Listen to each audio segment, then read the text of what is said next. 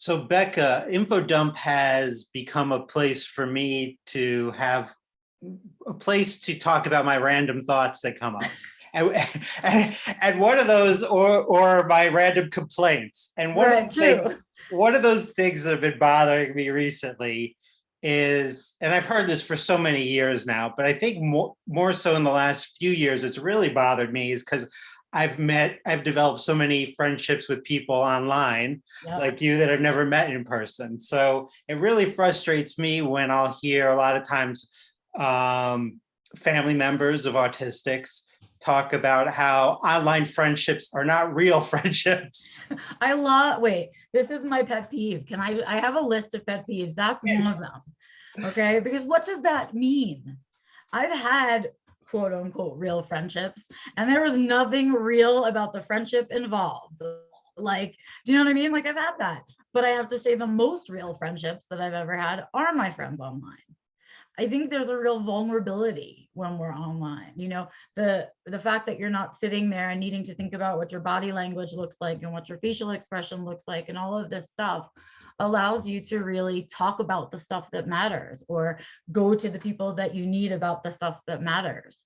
And I think it kind of cuts to the chase. And for an autistic person, I love it. I'm like, yes, don't worry about where we're eating dinner so we can talk. Let's just talk right now. Here's the thing I need to talk to you about, right? Oh, hi, Fiona. Sorry for the dog ruption. You're so interrupty today. And, you know, I just think about that. And then I think about like the friendships I've had in real life, right? And they're not as real to me. It's not as genuine and true to me as the friendships I have online. So I'm going to say I veto that concept. And I say, no, most of my friends are online. In fact, I have very few real life friends, and that's quite enough social for me. So I don't know. What's your take on online friends? I guess the thing that I've been thinking about more than anything is, well, one, I agree with you, like some of the closest friendships that I have are online. But the thing that I've been really thinking about, and I don't know if it's also COVID related, is I don't know if I want to hang out with people in person too much. And if my in-person friends are watching this, they might be offended, and I apologize. But no, keep inviting Doug. He'll just casually say no, but keep inviting him. He wants to know that you want him there. I enjoy the invites. Yes, correct. I do too. Like, I'm glad you thought of me, but no, there's no chance in hell my body is doing that. But good deal. Thanks. That's how I always feel about it. So I agree with you too. I don't know that I get that much more out of my friendships because they're in person. Sometimes I feel like I get less. But someone who I can tell you, because here's our segue into our guest for today, who is Barb Cook from Australia, who is one of my very close friends, who I've seen in person now. I'm honored to say we have met in person, right? And that's pretty amazing by itself, because she lives in Australia and I live in the States. So that's pretty cool. I've actually seen her more than some other people that I know and share space with. And actually, it is because of online friendships that Spectrum Women came to be and grow. And we wrote the book. All of the Spectrum Women are friends online, and that's how it came to be. So yeah, please welcome Barb Cook to us. Hello, how are you? Hey. I'm upside down. I'm in the future actually as well. Just so you're aware, I can tell you what's ahead of you. It's a cloudy day here in Australia. We've had bucket loads of rain, which has been sort of like, yeah, I'm not one for the dreary weather, being, you know, one of those Aussie type persons. Sunshine, sunshine, and more sunshine, and then you get fed up with the sunshine, then you wish it should rain for a day, and then it rains for a day, and then you go, no, I want the sunshine back. And that's just sort of like how it is. But it's so good that in the terms of with friendships and online stuff, that's where pretty much the same as Becca and most autistic people is where we start our connections. I know for me, when I was like in the early days of looking at diagnosis and getting a diagnosis, that's where all my connections came from. It was through the online conversations, the groups, finding people that actually are like you and don't have to put up with listening to all the wonderful flowery chit chat, gossip, BS, whatever other typical people usually do. it was really easy and it was really validating to be able to do that and just hang out with people when you felt like it. It could have been like, as you said, over dinner. It could be 2 a.m. when you can't sleep, or you've come up with an idea, which I tend to do a lot and quite often because I have a good dose of ADHD with me as well. So my brain doesn't want to shut up in one part going, hey, we've got all these ideas. And then my autistic side's going, settle down, let's get some organization here. We've got to keep you in the sort of like control here. But I also have dyslexia too, so I thought I'd throw that in because I look at my brain, one side's autism, Mr. Policeman, the other side ADHD, party goer, rave party person. I'm going to stay up all night and not listen to you. Dyslexic dude at the back. I have no idea what anyone's doing. So that's how my brain works. There's a bit of a chaos and all that sort of stuff. And I will go off topic as well. I tend to go randomly off. So this is a really good place to have info dump because I've got lots of random stuff I can talk about too. Yeah. But back to online conversations and friendships. See, I pulled myself back. It's a skill. I've got used to this. Other people used to do it for me and I'm like, hey, hang on, they should be telling me to come back, but I'll do it myself now. And but the online friendships are really, really important and very, very valid to all of us because, as I say, you know, it's okay and it's a lot safer and it's a lot easier than trying to do people in real life. And I'm the same. I have very few people I see in real life. And the ones that I do are around my interest, which is motorcycle. I love my motorcycles. But I don't go out of my way looking to make friendships with people. Not anymore anyway. Not when you get more mature and realize who you are. Awesome. I mean, I feel a little bit lucky that I just have to deal with the autism brain all by itself right now. I have my own issues with numbers and things, but I will take that. I don't know how you reconcile those two different parts of your brain. It must be exhausting all the time. It is. It gets very, very exhausting because it is. I want that structure and organization, which helps to keep me in process of what I'm supposed to be doing. But then I also like that fact of I can come up with ideas. And when I come up with an idea, they sort of like become in synergy. So I want to see patterns and things and how to bring all sorts of information together because researching and gathering information is something to the nth degree that a lot of us do really, really well. But then turn it into, okay, what am I going to go with this somewhere else? What can I do this in the terms of helping or supporting people? Because a lot of, you know, the work around advocacy and supporting people and me as a developmental educator as well is helping my autistic community and neurodivergent community from what I've learned too. So it can be quite challenging and very overwhelming, but it can also be very, very rewarding too because you can bring these couple of different things together.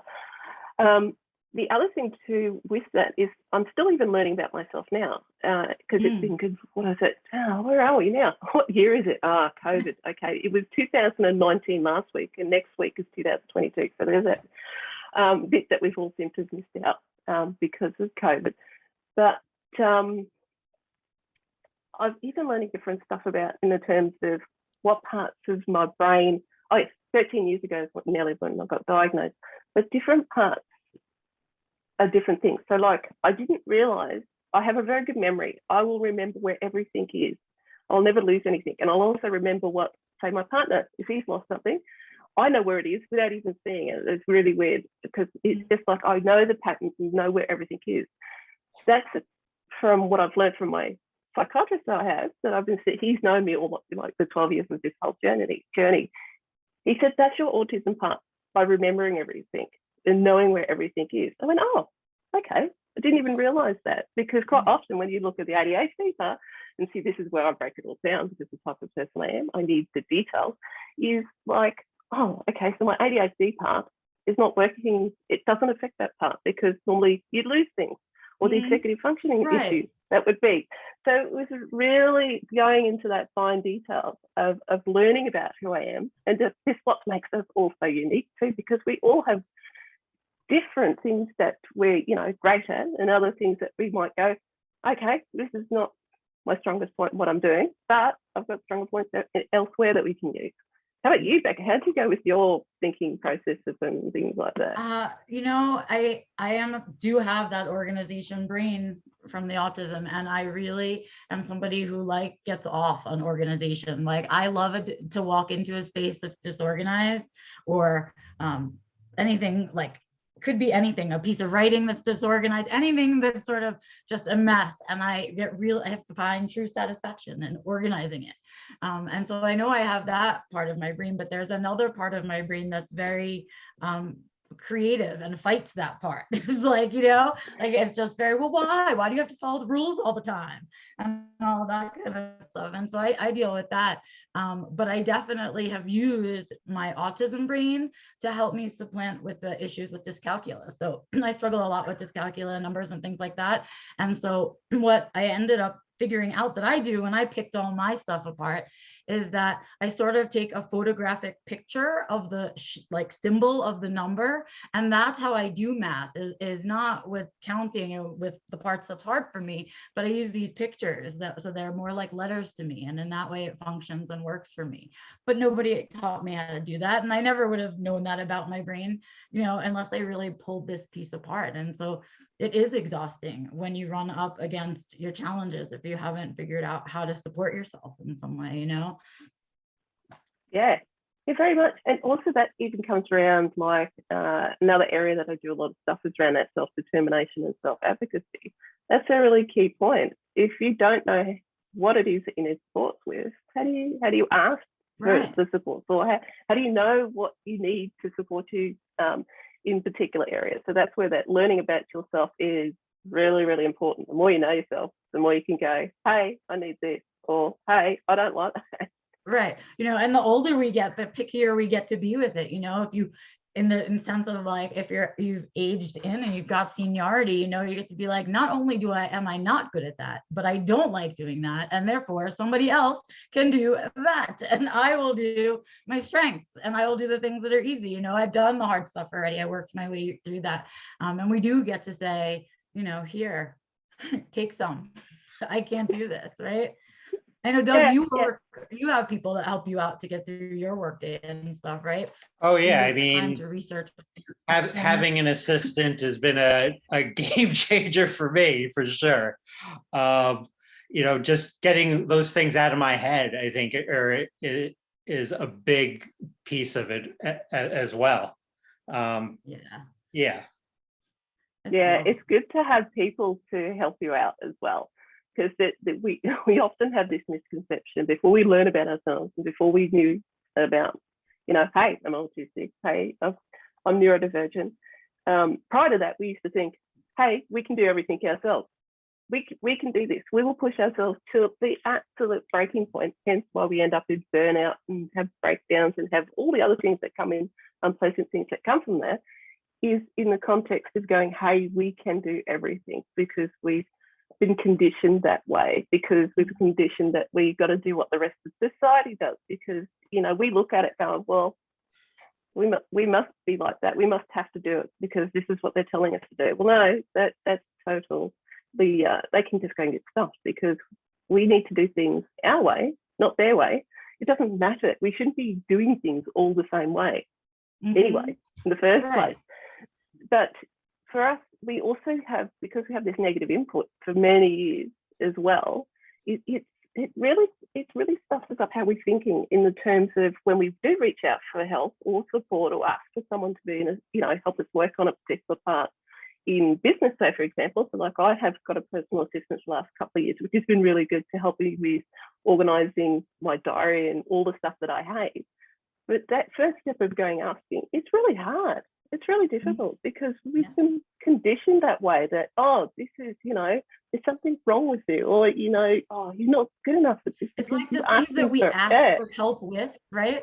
The things that we ask for help with are weird to other people. So we get used to just pushing through because we don't need help with the things they think we need help with. Right. And so it's this game. And then it finally gets, you get old enough and you've run out of the patience for the bullshit and you start just to say, no more. Right. Somebody help me. One day I will understand how the two of you can trust another human being enough to be your assistant. I will one day get there. I am not yet ready to let go of control. But one day I will get there because I could use the help, right? But I'm very scared to let go of all of the babies that I work on. So we'll see. But Doug, before we like just chat away about everything, I want to give Barb a chance to talk about some other stuff, especially the things that she loves, not just autism. So let's get to the question. Definitely. And you mentioned one of them earlier, Barb. Something that I haven't done and something that I'm scared of. So I love talking to people about things that I'm scared of. And that's riding motorcycles. So tell me, what's so great about riding motorcycles? They're just like the best thing ever. I've been riding motorcycles since I was 15. So hang on, that's a lot of numbers to add up. Put it this way, it's a very long time, a few decades in there of riding motorcycles. And how it came about was there was a couple of teenage girls, a couple of houses down from where I was living at that time. I was living in the UK at that time. And they had dirt bikes, trail bikes, off-road, and I looked at them and they put their gear on and I thought, they look so awesome. I want to do that. They look like they have control of what they're doing. They don't get bossed around. They don't get bullied. They don't get picked on. They are like confident. And I thought, that's what I want to do. I want to do that because that'll give me my confidence and that'll keep me safe. And so it was more of a case of how that started out. It wasn't about the actual fact of riding the bike. It was about the image that came with it. And it was that protective, back off everyone. You can't pick on me. I'm a tough biker sort of image. So that's where it came from. And there's a lot of it was really interesting because I wanted a motorcycle and my dad said no. And he said, well, you're going to have to ride a moped, a scooter. And I'm like, no, that's not the image I want. And I ended up with that to go to and from school, and it was white with pink stripes. That's not the image I wanted. So riding that, because they were automatic, so they weren't geared. So it was actually a good way to get started and get used to doing something faster than a push bike. Once I got that stuff, because I had it from brand new, I rode it as fast as I could, which wasn't very fast. And I pretty much in 8 months burnt the whole bike out because you're not supposed to ride them like that. You run them in and all that and look after them. I didn't look after it because I hated it because I didn't want it. So, and then I convinced my dad going, look, I need to get rid of the bike. I'll trade it in and I'll get myself a motorbike. And I did. I finally got a motorbike. Mm. Two days after that, I ended up in the wet weather, not used to having clutch. Yeah, that way. Because my left and right, I don't know half the time what I'm doing. So the clutch and the brake, and because it's a foot brake as well, and they're good. So using all both hands and both feet for this. And not having really much of an idea in the wet, grabbed the front brake too much. The front wheel went underneath me. Car stopped in front of me and I ended up in the back of the car. And I thought, oh, this is not going well. But fortunately, there was lovely people that got out of the car, wasn't worried about me breaking the back light of their car, picked me up off the road and off I rode. Got patched up and I went, I'm not giving up.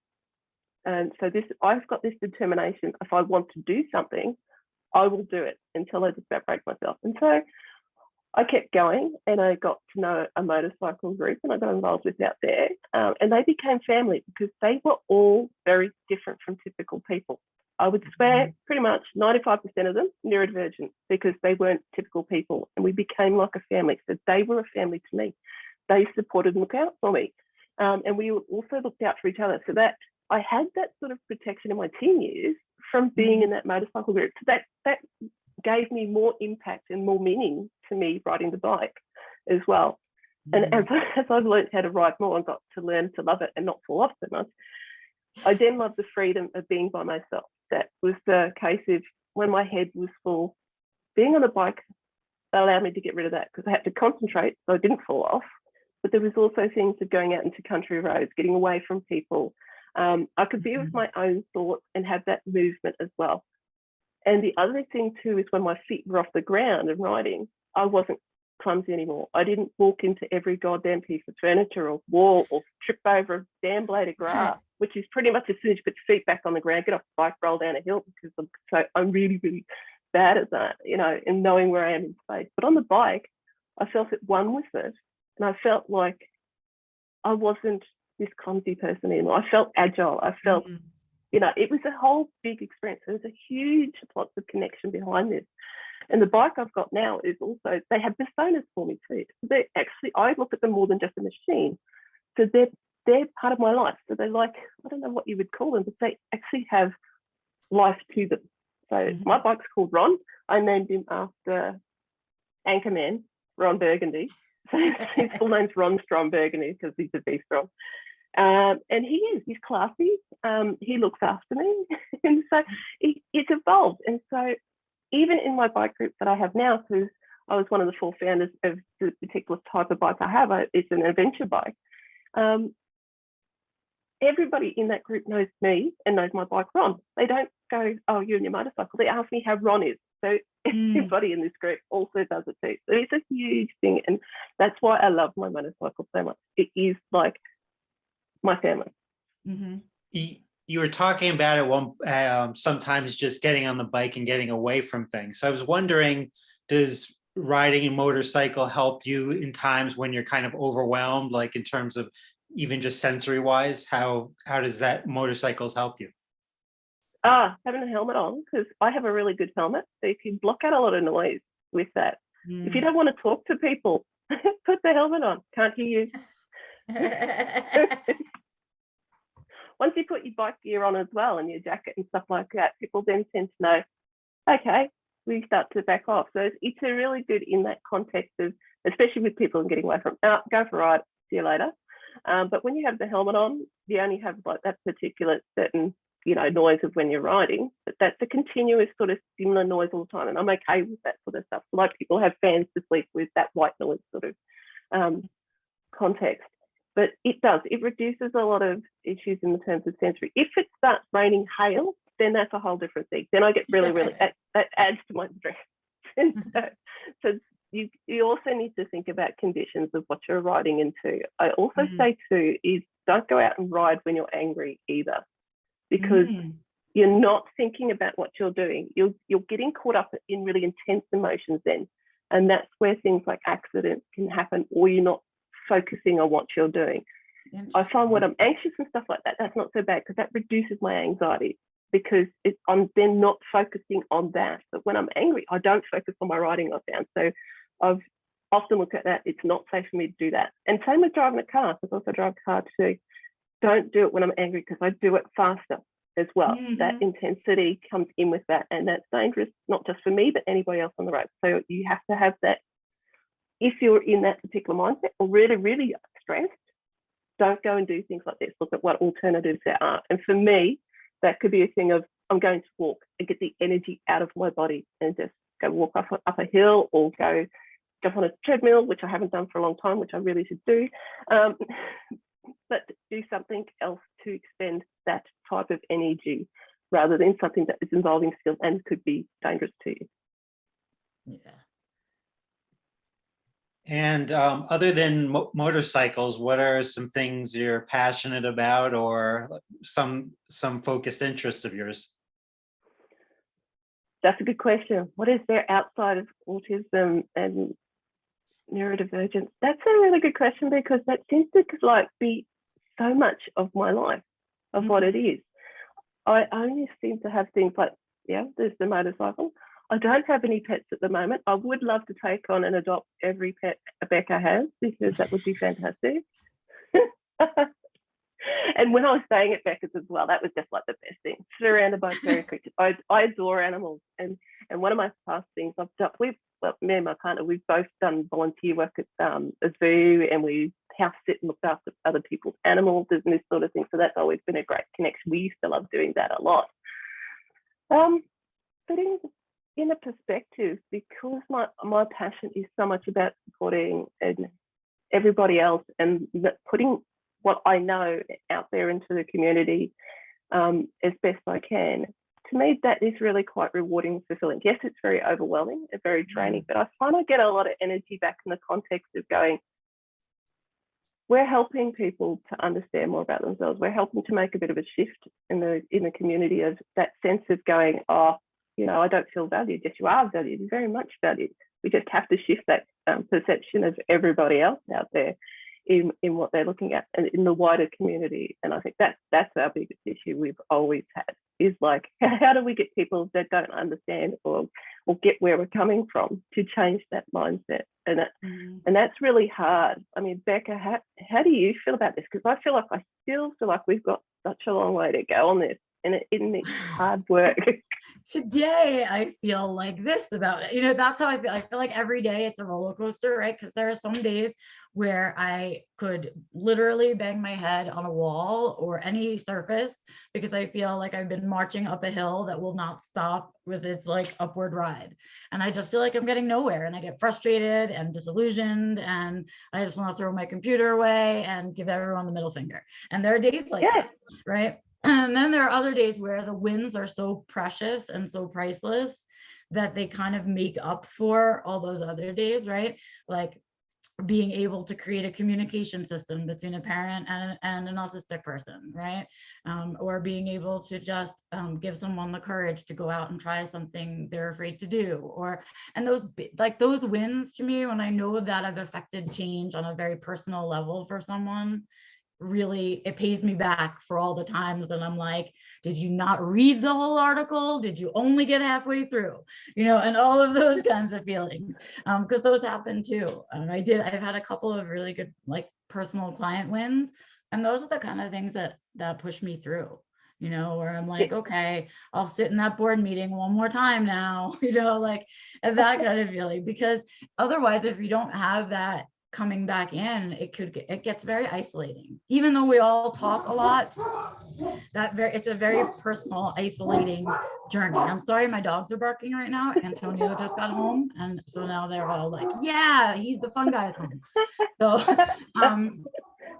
but yeah, I mean, like for me, that's what it is. It's like, okay, I remember how I felt when I was going through the beginnings of it, and I want someone else who's going through it next to have better.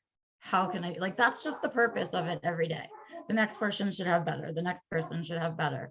And I try to stay simple, because it'd be real easy to just isolate in my own little world about it and feel really defeated if I didn't look up and look at your feed sometimes and say, oh, but Barb's making headway. Okay, it's still not so bad, right? And things like that. So, you know, we have to kind of balance that for ourselves and find the places in the work that we do where the rewards are hiding, is how I feel. Yeah, and it's interesting you're saying that too. Like we were saying earlier about how the friendships online and that are really important. I've actually found too, in the context of work and what we do online, you know, the advocacy work, the mentoring work, the coaching, whatever that looks like now, because we're switching over into real life for me here, and in the terms of opening up the hub, as you know, the Neurodiversity Hub that we're doing, so that we'll actually have real life people instead of looking through the computer screen. It's really interesting. And for me, I thought it'd be quite a context of, I don't want to see people in real life, but I'm actually really looking forward to doing more of it. The connections of working with people, going, there's no influence to me about what's happening out there in our advocacy or anything in social media. I'm dealing directly with an individual about what's happening in their life now without any of the other influence. And it's a really different context. And I'm finding that it's really useful in creating a deeper connection with people. They're not my friends, they're my clients, but it still gives me that whole different level again of going, I'm helping somebody that is within, you know, an hour or two, or there might be 15 minutes down the road from me here, but I'm making an impact that is local to me in that terms too. So it's not just that wider global stuff that we do all around the world as we do. But yeah, it's just even within that local community, it's a whole different thing. And quite often they don't know all the stuff like we are on social media. We go, hey, right, we know exactly, all these people. which is fascinating. Yeah. It's really, it's a connection. It's a person-to-person connection. It's really like, I get you, I hear you, let me help you through this piece, right? What can I, and then because when we write for the global community, or sit in the board meetings, or go to the conferences, or all the other BS that we have to do, right? There's not that engagement, there's not that you know, here I did a thing with you and now I see the change that's made. You just write, I mean, I do, I just write pieces out into a void and hope they stick. Like that's kind of what my plan is. That's my big global plan, right? And it's very lonely. And I find that the loneliness has helped by doing these one-on-ones and doing the really personal work. Yeah, very much so. And there's also, when you see them, it's interesting because I know we can visually see people through the screens now, but when you see them as a whole person, so like they walk in and you talk to them in chair and that sort of stuff, you get a whole picture. You get a whole different perspective. That, you know, you have that energy of whatever it is, that person in that room, which you may not get when you're talking through this, right, like we do here. And you also get to sort of like, oh, hey, we're going to meet parents, we're going to meet teens, and I've got a bigger scope of people that I connect with as well now. And so you're watching all those different stages and you see like, oh, I'm working, you know, with their child, but you're also working with a parent. And I've been doing that recently too. There's been a couple of what's called coffee conversations where we have teens that are going from school and transitioning out into the workplace, and parents coming along with them and seeing the difference between how each of them look. And the parents are also autistic and so are the kids. But they're very different in their views as well, right, when you bring them together. And it was amazing because people like, you know, my age, you know, are parents, and they have that conditioned of going, this is what neurotypicals are wanting us. This is what our kids should be doing. Oh, they should be going to work at McDonald's, or they should be going to do this type of job, or they should do this career. And their teens are going, no, I want to do all this other stuff. And so they're into anime and all this sort of stuff. And I'm like, yeah, do that. This I find fascinating. Doug, you have to be seeing it too, right? We have finally, the generation of kids that got diagnosed young enough to have their identity on board from a young age is finally like stepping into the world and having a voice. It is amazing. It is crazy to see, right? Like I have a similar experience. A lot of my clients are the moms that got diagnosed when their kids got diagnosed. Right. Those are my clients. And you know, they'll be like, well, I kind of want to talk to my kid about this and this thing. And it's like, well, do it. They already know that they're like you. Like, it's so easy for you right now. Like, just go and talk to them about spoon theory. They'll totally understand what you mean. You know what I mean? And it blows these parents' minds that they can talk to their kids in a way that no one ever talked to them before. Yeah. Yeah, and it is, and it's so rewarding. It's like that. It's like just so. Oh man, it's really, really good stuff doing this. And you know, there's things like a parent will say, you know, my child's got great network with friends. They're all different. They have all their things. I'm worried about when they go out into the world and go into work, that the world's not going to accept them where their friends do at school. Well, why are you going to encourage them to go out into the world and get a job that doesn't support them like their friends? Why not go out and look at a job in creative arts? You know, why does it have to be a boring old job? Look at something else. By the way, all of those jobs are going away, parents. So heads up, they will not be the jobs. And the other people in your children's workspace will be the children that they are with right now. They will then, you know, everybody grows up together. And so when we want to change the way we see and view things, and it's happening with our kids, we know we've made the difference. So when we talked about, we were just saying, like, how do you know that things are moving? How do you not get discouraged? Well, I look at those kids. I look at those kids and I go, man, if I felt like that way about myself when I was that age, watch out, world. Like, it would have been a different game plan. Yeah, but you can see in the whole context of global things. Greta Thunberg is a really good example. Look at how much she's changing that younger generation about climate change and sustainability. I mean, that's something I am personally very passionate about.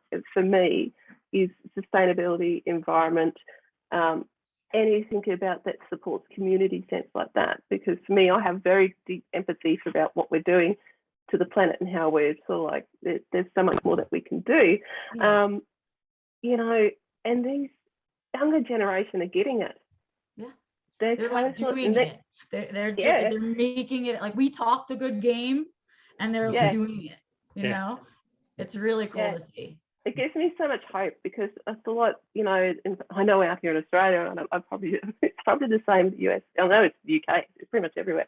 but politics and stuff like that, those older people need to move off, and let's get some people like under 30 running the countries, and I reckon that'll be a big difference. Yeah. Barb, I mean, we have to change our thinking, and it belongs to Yeah. them to do it. So it's, I don't know. Go ahead, Doug. I'm sorry. yeah, Barb, you were mentioning the Neurodiversity Hub that you're Oh, yeah. opening up. Can you tell us a little bit more about that? I can. It's super exciting. What I didn't intend on doing is we just accidentally come across, and I don't know why I was looking at commercial real estate for some random reason, and saw that there was an arcade in the middle of town here. I live in Gympie in Queensland, and we're classified as rural regional, so we're not a big city, but we have and our area is high welfare, high unemployment. So, and very low services, there's very limited services here. We even have difficulty getting enough doctors in our area here as well. And so there was very limited in the terms of people knowing about autism and, allied health, psychology, any type of therapies and supports here whatsoever. So we looked at this on the website, and it was really cheap. And I thought, and it was a really big space, but it was also a bit of a mess how it was, because it was like we had to fix it up, and that's taken a very long time for us to do it. So it's been a very interesting process. Don't recommend it. In the terms of, if you're going to do it with a place that's actually already set up. But on the flip side, I tend to look at going, all right, this very challenging experience of getting it set up. I've learned now how to get over my fear of being up high on a ladder. I've learned how to do painting. I've learned how to do all sorts of different things. And my partner, Paul, has learned even so much. He now builds walls. He can plaster. He can do everything.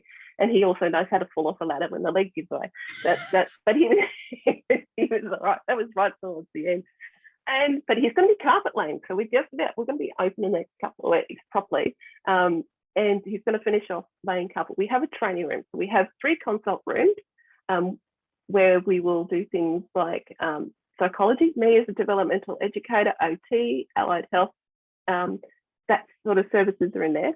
We have a big training room space, which is about 55 square metres. So with our COVID rules out here, we currently can have about 12 people in this space. So we'll be holding groups and workshops, and how we've painted the walls, because we wanted it in a dark blue, and painting dark blue, that's a whole different thing. Five like Coke later of trying to do it, because it doesn't do it as light colours work. It's really hard work. But we did that so we could have that like as a with green screens, a backdrop where we can film from and do some proper recording. And so we're going to create online courses. We're also going to be having in next year is we're going to be doing VR and AR. So we're going to be doing augmented reality stuff as well. So we're going to be using gaming in those sort of spaces in a therapeutic sense as well. And so there'll be things like, okay, let's look at how certain situations are, and eventually develop things that can be useful, say in employment, where we can connect up with people in this space going, hey, let's role play a particular job interview. Let's get used to this. So this is a place where we can test things out in a safe space. This is a huge project. There's a lot of development coming in that part next year, in that project. But also alongside, on the other side of our training space, we have 2 spaces which will be also for employment stuff, specifically around that. So we're helping autistic people in that go from school, and we're going to go into a job, get the experience about resume writing, the interview, what type of job. Also, if you're already employed, what can we do to help you there as well? We're going to have a look at within our community because we have lots of coffee shops here and cafes and things in our main street. We're quite an old street that we have, so we've got a lot of old and cute sort of businesses there, but we're also very much a community business. So our aim is to get businesses to take on people to provide them with work experience. This is going to become part of a program that we'll do as well. Yeah, there's lots and lots of different things that we're doing, but they complement each other. So for us, our concept of what we brought to bringing together wasn't in the sense of therapy. Come in, it's not a case of come in, oh, we're here to fix you. That's not what we're about. We want you to come in and feel like this is safe. We're here to support you, whatever that looks like, whatever you want to do. What can we do to help you? We're going to, it's not us changing who you are. We're going to do as best as we can to support you to get what you want. and make sure your life is happy without the rest of the world going, no, you shouldn't be doing that. We'll help you and stand alongside the person and go, no, get stuff. We're going to do it this way. So it's a very empowering place what we're doing. And we're bringing in people as well that well and truly know autism. Majority is going to be autistic neurodivergent people working there as well. I think we've got about, there's a team of 7 of us. I think we've got another one coming on board soon. But yeah, we all know this stuff really, really well. And we all get along really great because we all understand each other. So this is a really good model too in the terms of business sense. Mm-hmm. If your co-workers are all just like you, it makes it a lot easier to work together in how you do. Mm-hmm. That's not that expectation of going, oh, you must do your job at this time, these are the hours work. It's like there's also flexibility in what we do. So I'm quite happy for them to go, work whatever days, whatever hours you want. If you want to go home and do your report writing, if you have to do something like that, do it. You don't have to sit here and do it in your own space. Mm. You know, so there's that. It's about working together. There's not a case of I'm your boss, tell you what to do. I'm here to look at what can we all do as equals. Mm-hmm. Can you tell why Barb and I are friends now? Very easy. I mean, really, right? Yeah. I mean, I'm just so, there's a piece of me that is incredibly jealous and also sad that you are so far away and that I can't come help and all kinds of other things.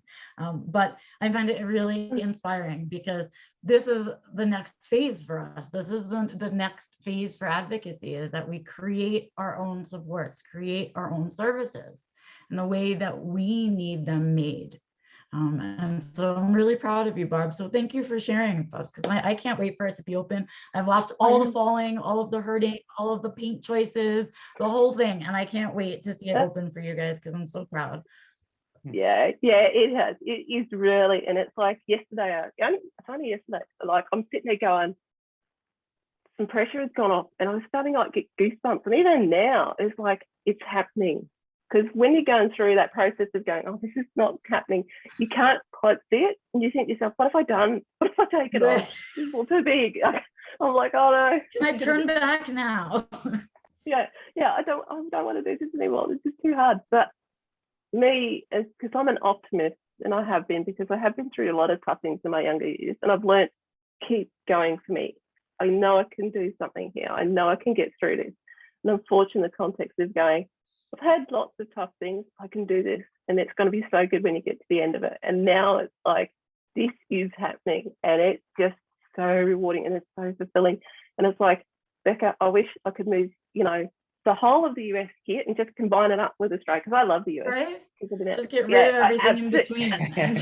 Yeah, and can we just connect it up? Can we just have a bit of a walk bridge? We can just catch up. Because I love it. I've been over a couple of times and then COVID hit, because I was hoping to come back again, but I will be coming back again. Don't worry about that. But yeah, we have so much in common in our passions and things that we do and how we look at stuff. And it's just like, yeah, we can make so much change, not just here in Australia or just the US. We can change it around the world just because of how we look at things and different. I agree so much. All right, I think we are ready for the fun 11 questions. Are we ready, Doug? Oh. Yeah, absolutely. And each episode with inside the autistic studio. So just 11 questions, some quick answers from you, Barb. Starting out, what are your pronouns? She, her, hers.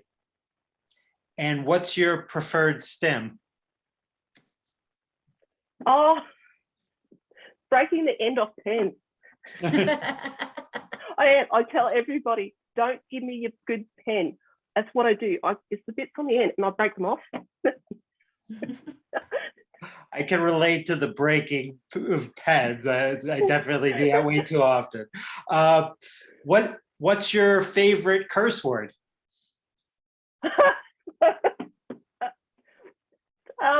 Those Christmas cards, Becca. You got it. Oh, man. We do curse freely here, so you're welcome to share it or not. Okay, because in Australia, our curse words have a little bit different meaning. So cunt is it can be a really bad word, but for us here we call each other as mates that as well. So for us it's in a friendly term, but that is my favorite curse word. Who do you love and what are you doing about it? I love my bike, but I also got a partner. I love Ron. Everybody. I love Ron, but I also love Paul. And what am I doing about it? I don't need to do anything about it because it's great how it is. All right. The next two are kind of fill in the blank. You may be neurotypical if. You're boring. Oh, there, I think that might have just won for my favorite answer to that question. You may be autistic if.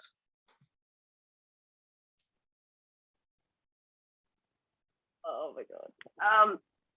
I just wanted to say, you may be autistic because you're brilliant. That's all I can think of. Show on top of my head because yeah, it's brilliant.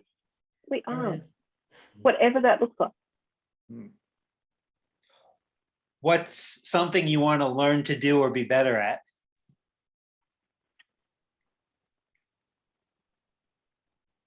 What to do? Gaming. I actually want to learn how to do gaming because everybody does it and everybody says it's great. And I was like, well, no idea. I'm not a gamer. Maybe there's some good motorcycle games out there. No, that wouldn't work. It wouldn't work. No, I need the real thing. Okay. What autistic social media account should people be paying attention to? Spectrum women, of course.